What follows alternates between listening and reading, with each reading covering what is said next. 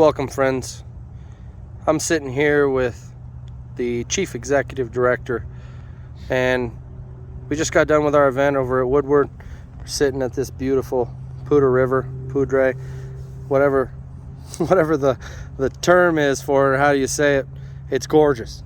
It's slightly frozen. You can see that chunk of ice. So, of course, I've had my hands in it and love my cold water as usual. But I wanted to ask Steele a couple questions and then take this time to give you guys a little bit more about Trillion Trees and a deeper dive into why we do what we do. So without further ado, Mr. Steele Smith. Hi there. So, Mr. Steele, why did you create Trillion Tree Corps? Well, you know, Jeremy, it's going back now to literally January of 2020, and I just happened to be looking for something to watch and take up a little bit of time, and I found my way to the, of all things, a big meeting of the world's largest governments discussing how to improve the environment and make a better world for everybody. And up came the subject of planting trees.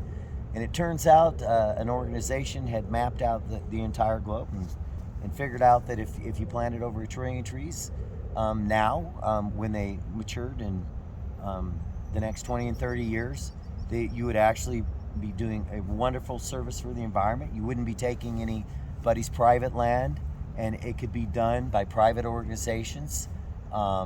So it's a good way for people to get involved in helping out the environment through reforestation, restoration, and revitalization of world forests. And anybody who is from the West, myself being from Colorado, a native,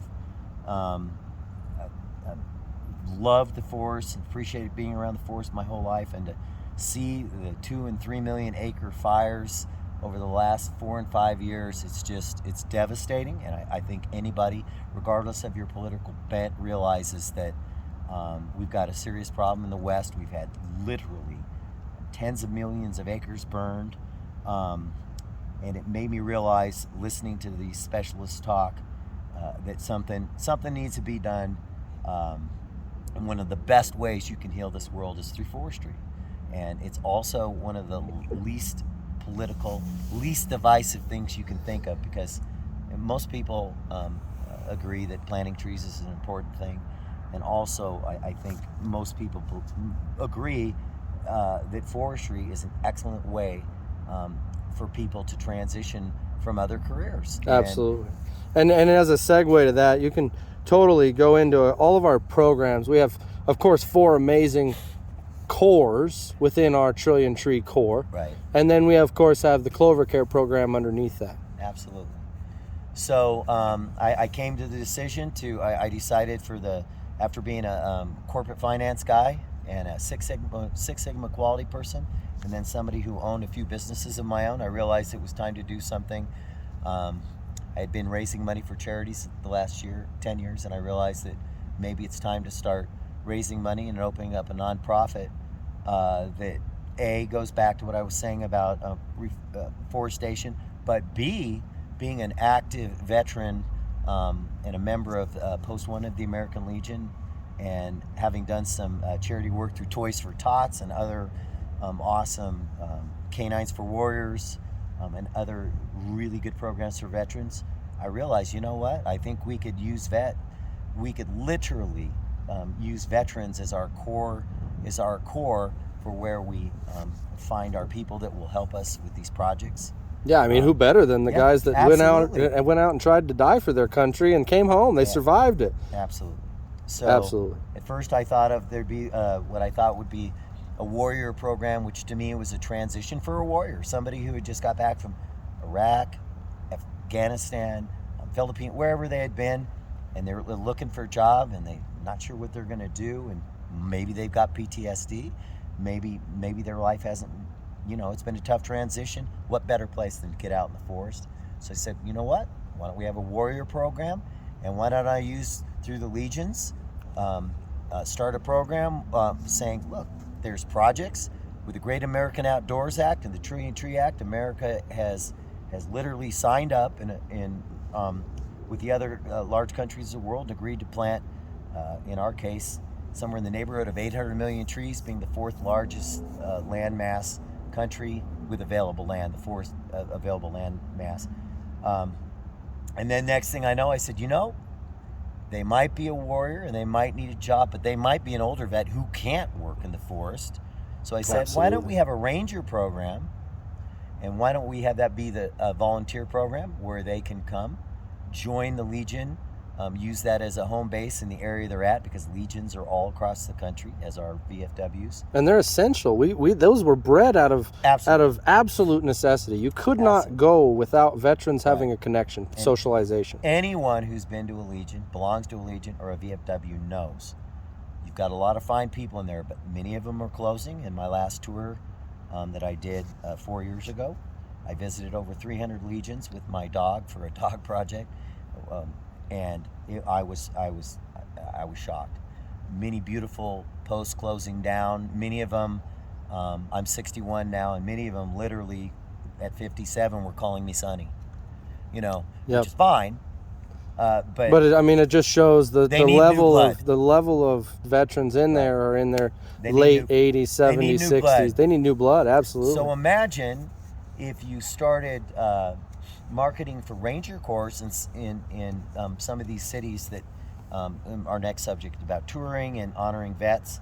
So imagine if you set up these corps and you told them, look, you can be part of this corps, you can be a leader in your community, you can reconnect as a warrior or a ranger, and here's the beauty, for a mere $30 or $40, and in some cases as low as $25, you can join the Legion and be a leader of somebody who's actually going to take that Legion forward. Absolutely. Because I can tell you, I'm Post 1 Denver, American Legion, and I can tell you, even there, it's a very healthy post, but most of the people are over 60, over 70. Some people need help. Some people have this idea that it's just going to be a bunch of grumpy old men drinking beer. But you know what? There's a new crowd that's going to have to come in, and what better way to get these people involved through a new program, a new lights program in the old buildings. It's based around coming in, helping out your neighbors. So after we created the Ranger program, then we set, and then I found out that one of the first places I honored some veterans, they had a Boy Scout program, and I didn't realize that Legions had Boy Scout programs. And the Boy Scouts are hurting. They've had their problems. They're also having membership problems, and they've had some legal issues and things that are unfortunate. And a gentleman named Steve Hayes in Colorado Springs said to me, those scouts could be people that help plant those trees. So some of them came out, help us plant trees in North Glen, in Colorado Springs, in La Junta, and help us made banners. So now we have 3 corps: Warrior, Ranger, Scout. And then having in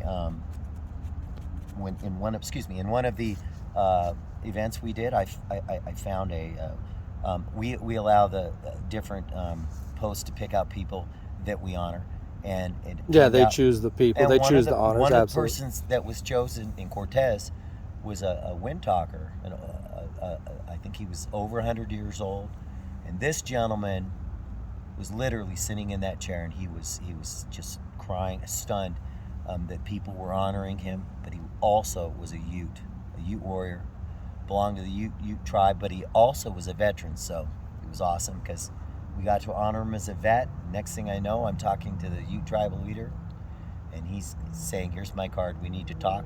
And that's when the Braves Corps was born.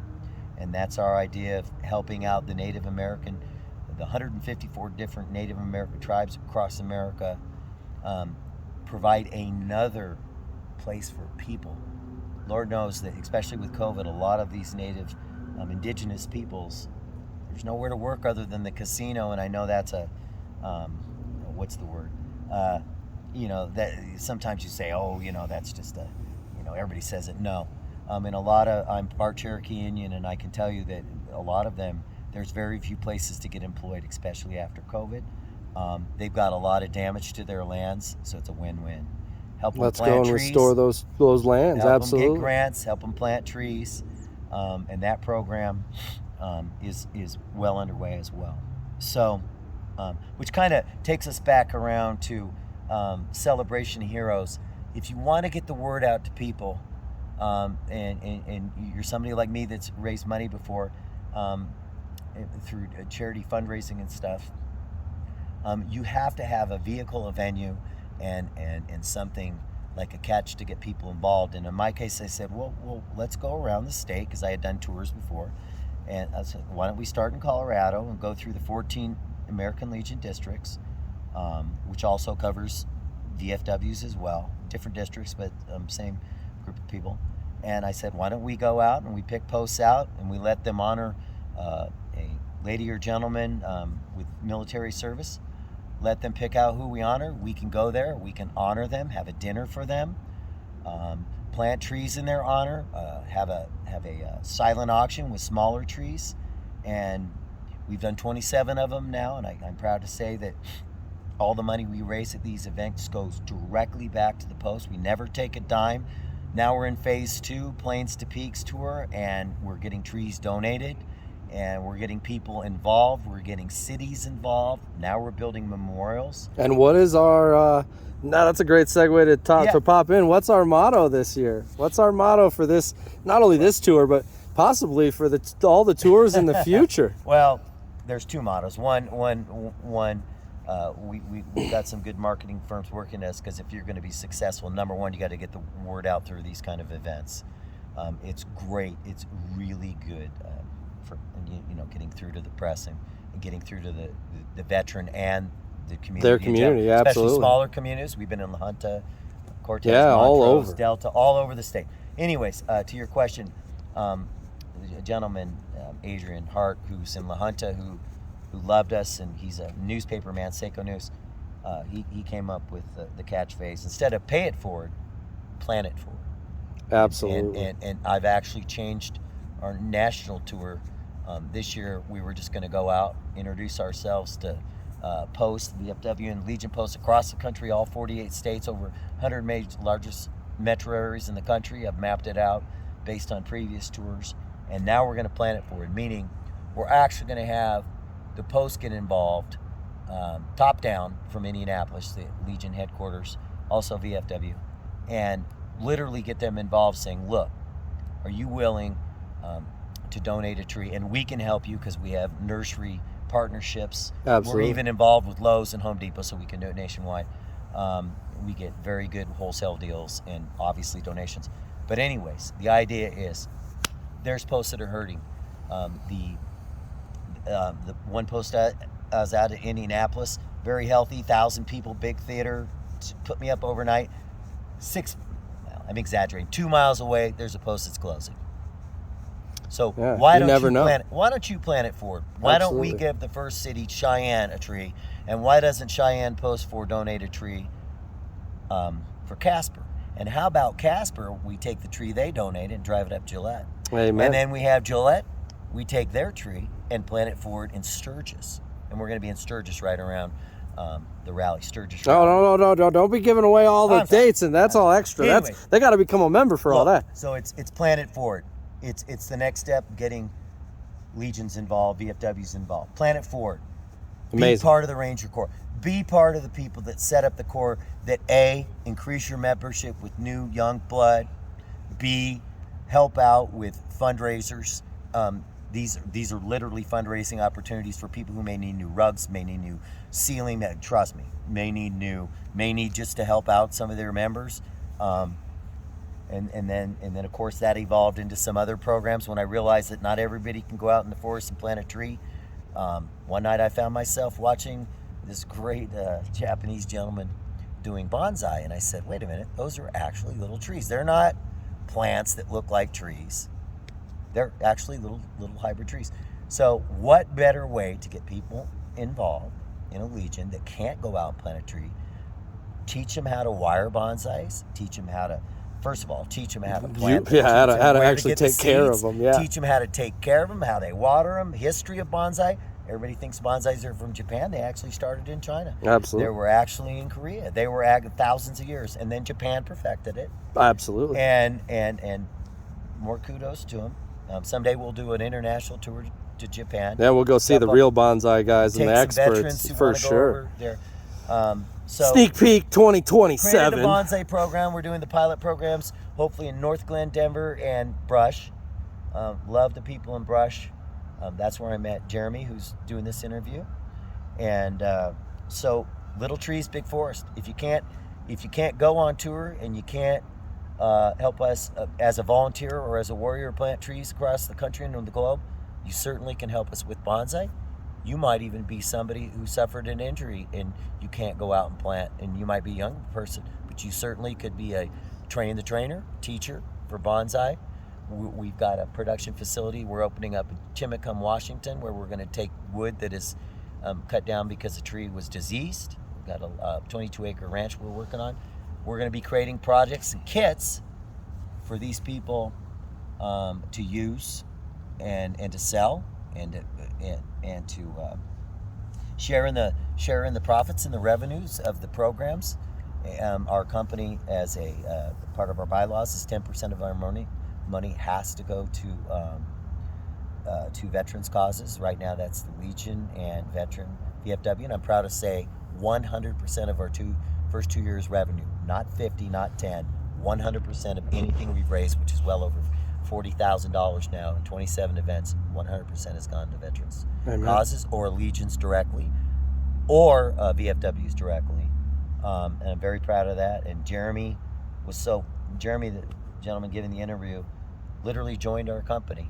And I'll have him explain, because this new garden connection, Klover, Kare, I'm sure he'll explain that in the next few minutes. But so we've been honoring vets, spreading the word about our programs, about our 4 cores, about how you can help out your community. You can help out with city canopies. I'm working on a grant with Denver City to help them plant ash trees in a big 60% of the downtown area is unforested, and they want to build this canopy, and they want to donate trees. And as long as they want to honor vets and help us plant the trees, we're happy to work with Denver. We've got a tree planting thing we're working on with the city of La Junta, where they were already giving people money to plant trees, but they had nobody to plant them. Bingo. Veterans, plant. We've got a gentleman, veteran, who's got PTSD, and a little community of, I think it's called Swink, right next to... Yep. Right, Swink, because your mom's from La Junta. Swink, and he's donated land for us to start our a new baby tree nursery project, so we can start using our own trees, employing vets up down there in La Junta, and our base down there, and our equipment base. It's just wonderful stuff. A lot of amazing stuff coming down the line, for sure. A lot of amazing stuff. We got 5 gardens now. So what happened is I run a nonprofit called Klover Kare. I'm the executive director and founder, and what I've done is Klover Kare is a transition program. So I help the veterans find what benefits they've got, meet them where they are, and then find where they want to go. And really, hopefully, we hope they want to go into something agriculture or forest related. But even if not, we want to try to make sure they get the best tools. Mental health is everything. In a veteran's life, you have to have mental, physical, and emotional support systems. So you have to have your emotional support, that's your social environment, your friends, your family, those kind of groups. Your mental support, that's you. You have to be one with yourself. And then you have all these amazing groups and facilities out there for the rest of it. Okay, so you got all those groups and those things that are outside, the psychological supports and all those doctors. So we want to try to be that social support. We want to be that brother that we had a lot of brothers in the military, brothers and sisters in arms. That's where we all stuck together. We were one team, one fight. You come out into the real world, it's not one team, one fight anymore. No. And what we're finding is our team can be your team. I built these gardens with the hope that they would feed some of my veterans. And what's ended up happening is, out of one single garden, I average out of over 1,000 pounds of vegetables and produce each year. Imagine when we times that by 200. Imagine when we times that by 400 or 1,000. One in every state is just a joke. We need one in every county. We need one in every town and every city. Right. We need 2 or 4 in every city, maybe even 10 in some of the bigger cities. They need a bunch. We need food. Food is life. Let's do it together. Let's take the veterans who have gone above and beyond, taken their time, gone out, sacrificed, come home, survived. Let's make sure that they know we love them and that we have a place for them. Absolutely. Even if it's just planting some gardening, doing some trees, honoring their brothers, maybe some that they lost. Let's give them the best opportunity to do that. So you use the Legions are all across America. Every city, every nook and cranny. So the idea is you use those as the base. We help them. It's a symbiotic relationship. We help them. Yeah, the lights are there. The building's there. The lights are flickering. Let's make sure the lights don't go off for good. They need new, younger people to start going there at the beginning once a month to say, we've got this Warrior 100 project to help us help cemeteries and plant, honor. We used to, it was kind of a mishmash of, they would honor some living people and honor some deceased people, and it was great, but it got a little confusing and we decided this, right? Right. We go to a city. La Junta's a great example. We go to a city, we honor one person from each branch of the service that's living, have their family members there to help honor them. We let them speak, obviously. It's great ceremonies. Unbelievable. Visit our website. You'll see some examples and some people that have been interviewed, and one of our events is on there, or will be on there. And then at the same time, we're developing the Warrior 100 program, where each district will pick 100 deceased veterans that we will be planting smaller trees. The whole, kind of rebirth.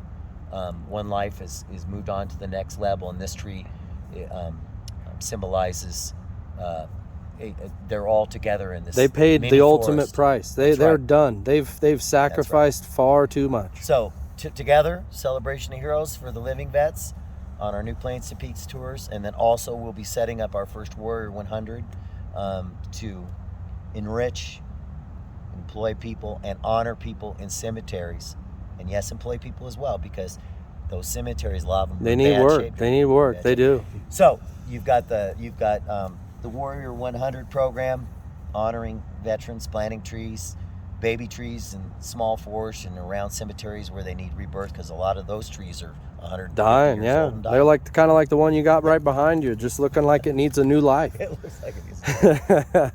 So we just in our last board meeting, our third annual board meeting, we now have 3 operational divisions to control our 4 corps. We've got a forestry division, which I'm proud to say Jeremy is now the vice president of. He's going to be in charge of our biochar, all of our contracts that we personally get for forestry. Also, in reaching out to people who are 10 times as big as us, who plant trees. Right, because we can't do everything, boss. There's 1,000 companies. Absolutely. The Arbor Foundation said we can't find enough. You've got million tree company, 50,000. I'm not exaggerating. There's so many that said, look, I signed up on their websites, and I've talked to them, and they said, River people.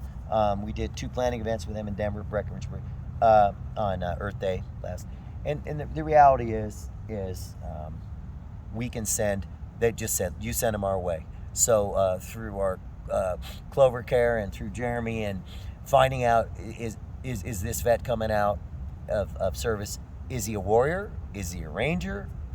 May he just be somebody that helps out with scouts through the local post? Maybe he's got some kiddos. Maybe he's got kiddos. Maybe he's a tribal leader or like somebody the gentleman in Cortez. Exactly. Let me tell you, a lot of Native Americans served in the service in World War II. Not many left, unfortunately. Korea, Vietnam, Afghanistan, Desert Storm, the terror, wars. Afghanistan. Right. Yep. So again, we decided to.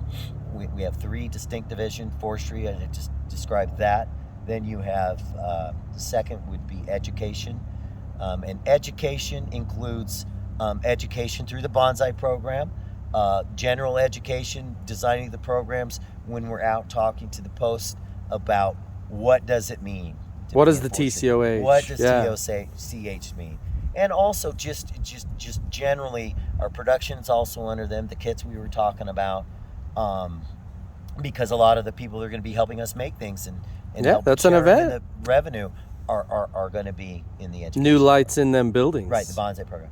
And then you have the tour and events division. Now, when you start out in a nonprofit, I've owned 3 for-profit companies, and I found that in nonprofit companies, obviously, you're not there to make profit, but you have to pay salaries, and you have to buy trees where need be, and you have to build a regular company with accounting and everything's got to still make money. So we call it. We have 3 divisions. We also have our triad of raising money. Absolutely. It takes the average nonprofit 3 years to get their first grant. We're a little ahead of the game. We got our first grant through the Commerce City Legion, got a $150,000 grant. I'm proud to say on Memorial Day 2023, we will be dedicating that facility, Post 151 in Commerce City. But that's few and far. Sneak peek. But and as you grow, more people and more government grants, long range, I see that is what most nonprofits is a huge avenue to get funds. But right now, as a former event planner, I used to work with the city of Denver on St. Patrick's Day. I did Denver's Next Idol, bringing people up, raising money for different charities. I already talked about Marines and Toys for Tots, and so many different kind of festivals. And we created something in our event tours division called the Treehouse of Rock and Blues. And I'm going to be getting some of the so if you're a band out there needing something rolling again, some of the old bands I used to have. COVID hurt you? Yeah. We'll get you back on the scene. Lewis Let's Project. go. If you've ever listened to a Bronco game, you'll know the color commentator on radio on KOA is Rick Lewis. His band, the Rick Lewis Project, played for us and had a sold out and outdoor concert in the middle of COVID. So bands like that want to help out, want to be part of something. Again, our Treehouse of Rock and Blues concert series, and then of course our Treehouse of Rock tribe, our bands that are going to be proud to be involved in something bigger than their band.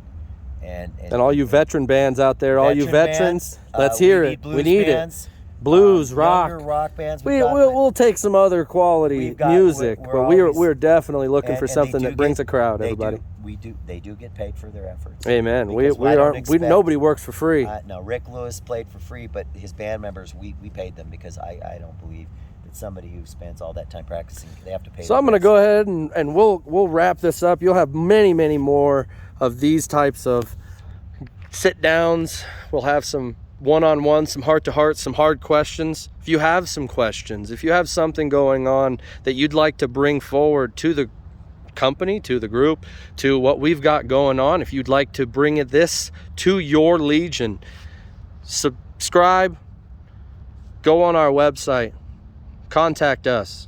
We need your support. We need your Rangers. You need to start making these cores. Turn the lights on in your American Legions and your VFWs. Turn the lights back on in a lot of these places that need help. And if you've got a family and you've got a lot of already important things going on, we understand. Join. Get in the network. We'll help you get what you can when you can. God bless you. We love you. Thank you. Absolutely. And we'll see you guys on the next one.